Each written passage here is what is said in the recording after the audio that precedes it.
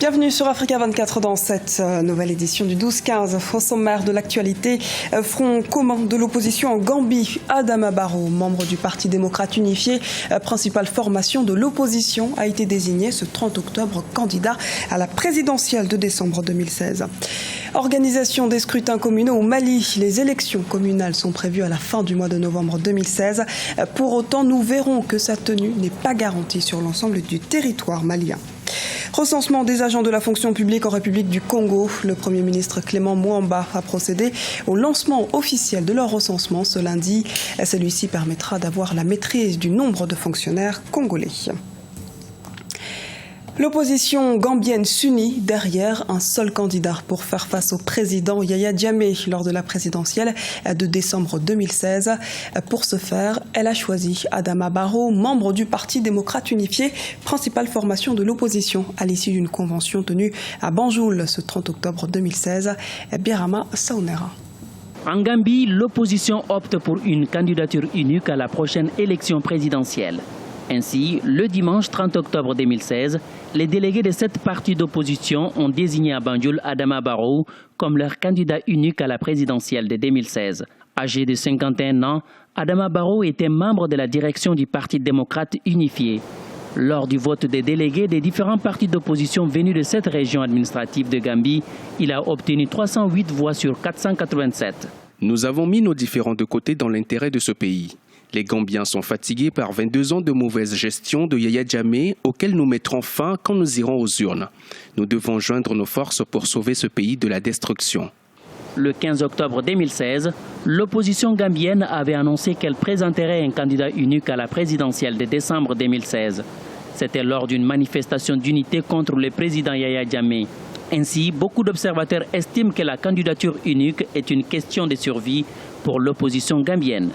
Si l'opposition veut une bonne fois pour toutes se débarrasser du régime d'Yaya Jammeh, elle doit retrouver son unité et surtout quand même aller aux prochaines élections avec une candidature unique. Parce que si elle avait opté autrement, c'est-à-dire avec des rangs dispersés, elle faciliterait la tâche à Yaya Jammeh.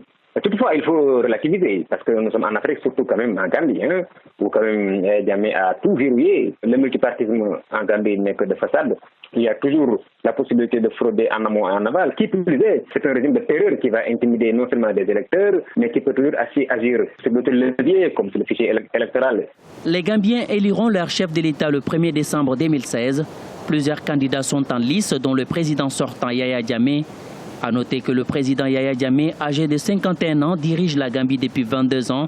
Il a été investi en février 2016 candidat au prochain scrutin présidentiel par son parti, l'Alliance pour la réorientation et la construction patriotique. Élection communale du 20 novembre au Mali. Le dépôt des listes des candidats est clos et toutes les communes n'ont pas de candidats. Contexte sécuritaire, rivalité entre concurrents et rejet des listes sont entre autres objets de tensions électorales dans le pays, comme l'explique Idelati Mirabel Bissou. Les rivalités entre concurrents politiques ne sont pas les seuls problèmes des élections communales au Mali. À moins d'un mois des élections du 20 novembre 2016, les blocages de candidatures prennent l'allure d'une petite crise électorale. 15 communes n'ont effectivement pas enregistré de candidature pour les élections communales prévues à la fin du mois de novembre. Dans la commune 2 du district de Bamako, un bras de fer oppose déjà des partis politiques autour du rejet de plusieurs listes de candidats au communal. La question qu'on peut se poser de savoir, est-ce que cette situation a changé depuis le moment où on a reporté les élections? Fondamentalement, la situation n'a pas changé. Pour quelle raison donc le gouvernement le fait quand même? Je pense que le gouvernement, ça nous le dit très clairement, sous la pression des bailleurs de fonds internationaux, de certains États qui font la douce pression sur le Mali pour pouvoir organiser quand même les élections. Dans la région de Menaka, qui comporte 5 communes, aucune liste n'a été déposée. Même scénario dans les régions de Gao et Kidal, où 10 autres villes n'ont pas de liste pour les élections. La situation d'insécurité au nord comme au sud du pays serait l'une des raisons évoquées pour expliquer cette situation électorale au Mali. Les difficultés sont évidemment liées au contexte général du pays, le problème d'insécurité. Essentiellement, c'est le problème d'insécurité et les accords qui ont été aussi signés par le gouvernement malien avec le mouvement de la rébellion. mais un corps qui a du mal à se mettre en place, qui n'arrive pas à se mettre en place. Et donc ce sont ces questions-là qui font que les élections ont été reportées. Des dispositions ont été introduites dans la loi électorale pour permettre des élections parcellaires. Sur le rapport des gouverneurs et des préfets attendus, seront retenues des localités où les élections auront lieu le 20 novembre. En d'autres termes, dans la même région, il pourrait y avoir des élections dans certaines communes, alors que d'autres devront attendre. Une situation qui ne garantit pas la bonne tenue de ces élections communales qui ont connu plusieurs reports selon des analystes. Pour rappel, les dernières élections communales au Mali remontent en 2009. Abandon des poursuites engagées contre le ministre des Finances en Afrique du Sud.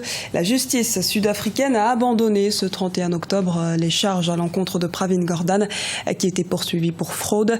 Une enquête avait été ouverte contre Pravin Gordhan soupçonné d'avoir favorisé les conditions du départ à la retraite d'un haut fonctionnaire en 2010 lors de son premier passage au ministère entre 2009 et 2014. Une nouvelle plateforme politique voit le jour en République démocratique du Congo. Le mouvement de libération du Congo, MLC, et ses alliés ont lancé le Front pour le respect de la Constitution ce 29 octobre à Kinshasa. Une quarantaine de partis politiques et une cinquantaine d'organisations de la société civile ont signé le protocole d'accord. Zahara Mohamed Moutiou. Contre le report du scrutin présidentiel, les actes d'opposition se multiplient en République démocratique du Congo. Dernier épisode en date, la création samedi 29 octobre à Kinshasa du Front pour le respect de la Constitution. Le mouvement rassemble 46 partis politiques et 31 associations de la société civile sous la houlette du mouvement de libération du Congo, deuxième force de l'opposition à l'Assemblée nationale. Le Front rejette l'accord issu du dialogue national, un accord entre la majorité et une frange de l'opposition qui reporte à avril 2018 l'élection présidentielle. Pour l'opposition, ce report profite surtout au chef de l'État, Joseph Kabila, dont le dernier mandat s'achève le 19 décembre. Soit nous optons pour cet accord qui viole la Constitution, qui nous amène dans une dérive dictatoriale, ou alors nous optons pour la Constitution qui amène à la paix, à la stabilité de notre pays. Ce combat de la protection de la Constitution se fera par tous les moyens légaux et pacifiques et conformément aux lois et règlements de la République. La Constitution symbolise la cohésion nationale et le peuple congolais doit nous accompagner dans nos actions pour la protéger. Cet accord prévoit également la constitution rapide d'un nouveau gouvernement dont le poste de Premier ministre reviendrait à une personnalité de l'opposition. Autre disposition, l'installation d'un comité de suivi qui aura pour mission de surveiller le processus électoral. Des propositions loin de rassurer l'opposition. La crise est loin d'être résolue parce que le dialogue n'a pas résolu la crise en entièreté. Le dialogue a tablé sur des questions périphériques, n'a pas vraiment tablé sur les questions essentielles. La décision du report de la présidentielle semble compliquer davantage l'équation avec deux camps qui s'opposent. Les partisans du report qui évoquent des problèmes logistiques et de l'autre côté ceux qui tiennent à la tenue de l'élection présidentielle selon les termes de la Constitution. Assainissement des finances publiques en République du Congo. Le recensement des agences civiles de l'État a débuté ce 31 octobre. La première phase est celle de l'identification en vue de constituer une base de données. Et la deuxième concerne l'enrôlement biométrique afin de délivrer à terme des cartes professionnelles. Reportage de Deva Panzo, notre correspondant au Congo-Brazzaville. Ce recensement, qui a démarré officiellement ce 31 octobre 2016 sur toute l'étendue du territoire national, revêt une importance capitale. La maîtrise des effectifs de la fonction publique permettra d'assainir les finances publiques par une maîtrise de la masse salariale, de planifier les besoins en ressources humaines des administrations publiques, d'assurer une plus grande transparence et une équité dans la gestion des carrières des fonctionnaires et d'autonomiser l'accès à la retraite. Il s'effectuera en deux phases. La première phase est celle de l'identification. Elle permettra de constituer une base de données indispensable, d'une part. D'autre part, la base de données ainsi constituée sera harmonisée avec le fichier de la solde en vue d'une parfaite maîtrise de la masse salariale. La deuxième phase de ce recensement conduira à terme à la délivrance des cartes professionnelles, à l'informatisation du fichier et postérieurement à la mise en place d'un système de pointage de présence dans chaque lieu de travail. L'approche retenue exige à chaque fonctionnaire et chaque chef hiérarchique à répondre en vue de clarifier sa propre situation professionnelle ou celle des autres fonctionnaires évoluant sous son autorité. Jusque-là, on ne maîtrise pas exactement le nombre des agents civils de l'État. Certains parlent entre 75 000 et 80 000 agents civils de l'État. Je pense que après toute cette opération, nous repartirons sur de nouvelles bases pour une administration forte, efficace et efficiente. Le recensement des agents de l'État s'effectuera aussi à l'extérieur du pays, au siège des ambassades et représentations diplomatiques. Cette opération a permis au ministère de la fonction publique et de la réforme de l'État d'identifier en 32 jours, sans une expertise extérieure, 1702 agents dans le département des Plateaux. C'était le journal de la rédaction. Merci de nous avoir suivis. Retrouvez dans un instant une nouvelle édition du 12-15 sur Africa 24.